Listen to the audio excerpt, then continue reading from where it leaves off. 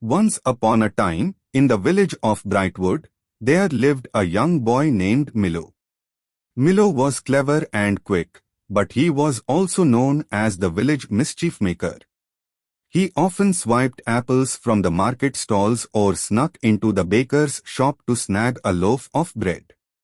Milo wasn't a bad boy, he only took what he needed to share with the other children in the village who didn't have enough to eat. Still, the grown-ups would shake their heads and call him Milo the Mischief. One sunny morning, a strange sight appeared in the village square, a sign that read, "Reward for the golden feather, 100 gold coins." The golden feather belonged to a magical bird called the Lumina, who lived in the enchanted forest. Legend said the Lumina's feather could grant one wish. The reward was offered by Baron Grimshaw, a greedy noble who wanted the feather for himself. Milo's eyes sparkled. "If I get that feather, I can make a wish to help everyone in the village," he thought. So, without telling anyone, he slipped into the forest. The enchanted forest was filled with wonders and dangers.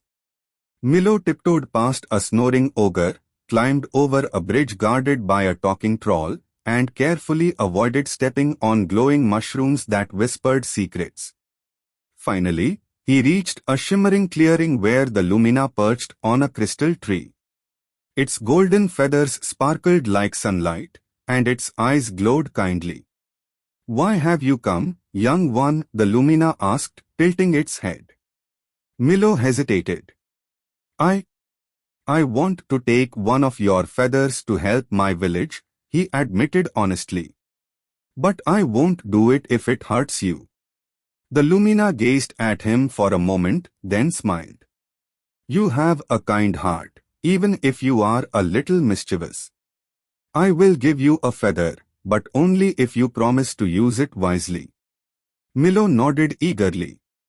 The Lumina plucked a feather from its tail and handed it to him. "Remember," it said, "true magic lies not in wishes, but in what you do for others."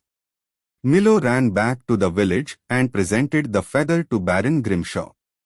But when he saw the Baron's greedy grin, he realized the man wouldn't use the feather to help anyone. So Milo did something brave. He refused to hand it over.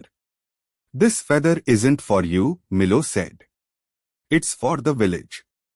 The Baron laughed and tried to snatch it, but Milo held the feather tight and made a wish. "I wish for Brightwood to be free from hunger and greed."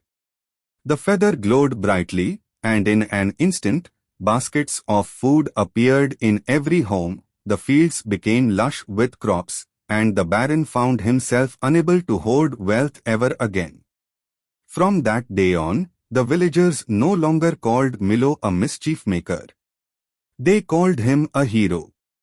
And though Milo still had a knack for adventure, he used his cleverness to help others, just as the Lumina had taught him.